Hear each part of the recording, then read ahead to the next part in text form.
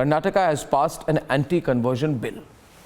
Now, the BJP says the bill was in fact proposed by the Congress government.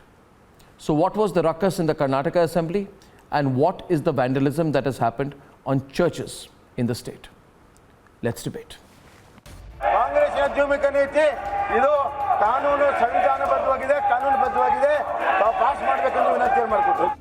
Amid the din, the Karnataka Assembly passed the anti-conversion bill.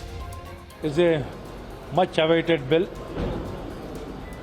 to ensure there's a religious freedom and transparency in the conversion. This bill is facilitating and ensuring nothing goes wrong, and it needs to be a process driven, and systematically it should happen. A bill that was passed to ensure there is no forced conversion in the state, a bill much stringent than the one passed in Uttar Pradesh. Since it was a long awaited bill, we have taken up the conversion, we have taken up this issue and ensured that today the bill was passed. And incidentally, this bill has been passed on the same day as a 150-year-old church was vandalized in Chikbalapur in Karnataka. Over the last few days, the bill has faced massive protests in Karnataka, especially from the Christian community.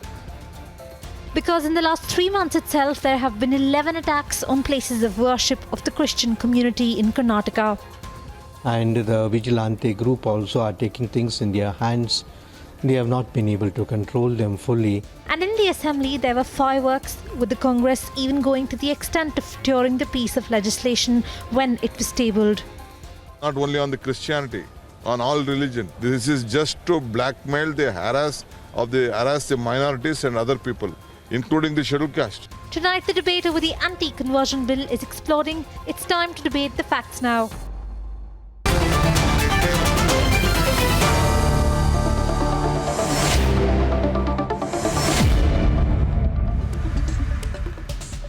And S. Prakash of the Karnataka BJP, Jerome Anto, is a political religious observer. He's a key proponent of the need to amend the right to religion clause. He campaigns against conversion. Syed Aslam leans towards the JDS. My first question is to Father Adrian Mascarenhas, who's a professor of Christian theology and director of formation of Young Seminarian for the Archdiocese of Bangalore. Father Mascarenhas, I think there is absolutely nothing wrong with a bill which says that conversion by wrong means cannot be allowed. Conversion with misrepresentation, force, undue influence, coercion, allurement, or by fraudulent means, or by marriage, cannot be allowed. I think it's perfect. Which part of this statement do you oppose?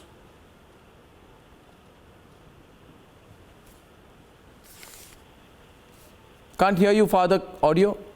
Audio, please. Sorry, one second. Yeah, now you're back. Now, go on, Father, go on. Yes. Okay. Yes. So, the bill doesn't end over there by saying that this fraudulent conversion is not desirable or it's prohibited. But it continues to say, provided that if any person reconverts to his immediate previous religion, the same shall not be deemed to be a conversion under this act. Yeah. And this is the dangerous part, according to me, which may destabilize society. So according to me, what is happening is there is a motivation given and an encouragement given to people to force individuals to abandon their freedom of will and remain in their original religion without real freedom to choose their religion. And so we find that this, the name of the bill, the Karnataka Protection of Right to Freedom of Religion Bill, seems to be a misnomer. It's based on a kind of mischaracterization of minority religions as bent on converting and destroying Father Mascarenhas, may I bring in the other side, Father? I want to bring in Jerome Anto into the debate, who's taking a position against you, and I don't find, Jerome, any of the reference that Father Mascarenhas mentions when he talks about minority or majority. It does not say that there is a right to use force to convert people from Christianity or Islam or any other religion into Hinduism. It makes no minority majority reference which Father Mascarenhas is reading. Jerome, your response, please. Namaste to everybody. Thank you, Arnab, for inviting me on your show tonight.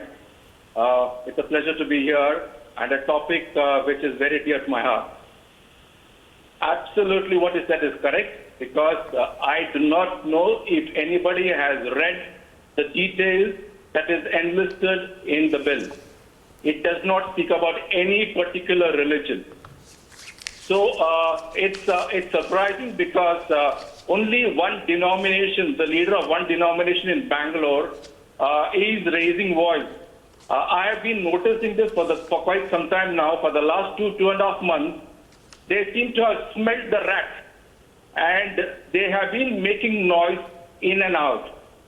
Noise as far as the Vatican, noise as far as the US and Australia have been heard. This is absolutely unacceptable, careless attitude, and it puts me as a Catholic in danger. It brings a bad name to me as a Catholic in this country. Absolutely unacceptable. So, sir, Arnab, I would just want to come in here.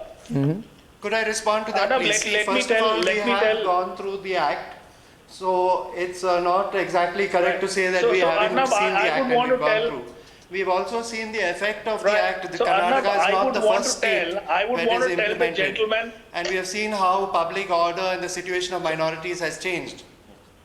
What he's saying is, Syed, 1 minute. Syed, what he's saying, I want Mr. Prakash to respond.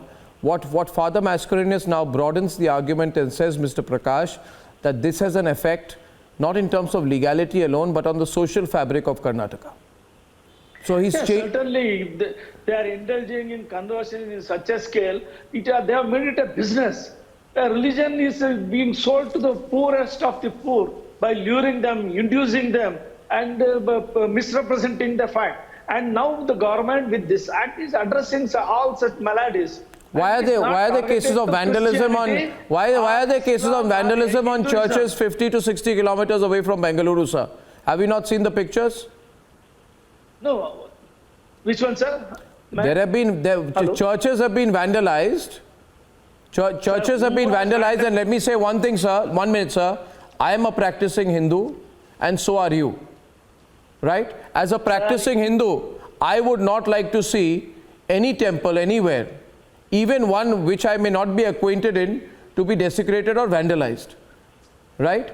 Well, I can debate the merits of the bill with Father Mascarenhas. I request you to address this bigger issue out here, which is placing before you.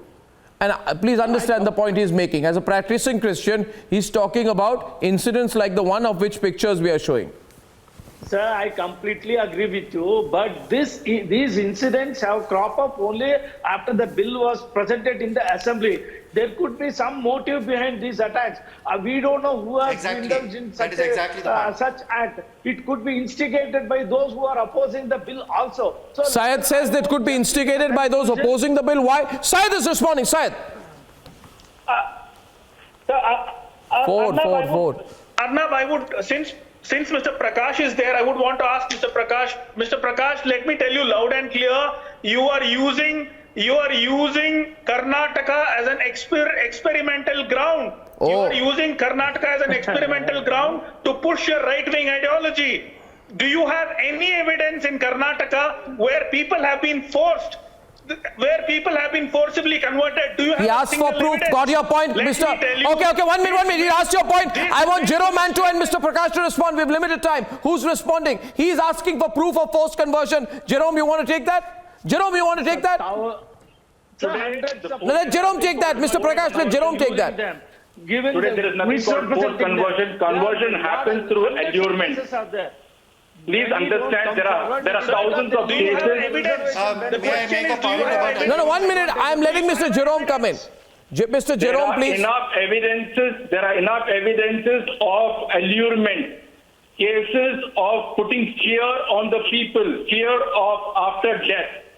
Please understand, the days are gone. Today, the conversion business has taken a different route altogether. people on the ground do not know. Arnab, you spoke about vandalization. Please let me know what kind of properties have been vandalized. How many such properties have been Can I do one vandalized? thing? What Can is the I do state one of thing? this? Can I do one thing, gentlemen? Can I do one thing? I'm going to let Father Mascarenhas respond, but I see, because I'm terribly running short of time and this debate seems to be insufficient. I'm getting a whole lot of calls from Karnataka, especially Bengaluru and across the country on the debate. I intend to do a second round of this debate tomorrow, and I will invite you all back. But Father Mascarenhas, respond. He says here that all conversions are in a way allurements or the other, or you put the fear into the people, out of fear you convert them. See, first of all, we have as Christians, we believe that our Lord has taught us to serve people, and now this anti-conversion law is saying you cannot serve people if they convert to you. You have the burden of proof to prove that you did not do that service for the sake of converting them. So, in other words, it's against humanity as a whole, because at least the wording of this says that you are guilty unless proven innocent. Okay, we have one. I'm now going to Father Mascarenhas and Jerome, with your permission, I'm going to invite you all back for tomorrow's debate, because I think we have not dealt with the subject, I have not given due justice to it. So I'm going to invite you back to the debate. So keep your responses coming. We're going to come back to this debate tomorrow. I have one response before I go on the Sidhu debate and what happened in Punjab. Vishwa Patel says, Arnab, if there is anything political in the blast, it's very shameful and should not happen. But it seems strange that Sidhu is friends with a beggar Prime Minister of Pakistan, and there seems to be some ISI connection to the blast. We're following that story closely, viewers, and we shall keep you updated tomorrow. From Ludhiana, all across Punjab, latest details. Until then, good night, ladies and gentlemen. Thank you for watching, and goodbye.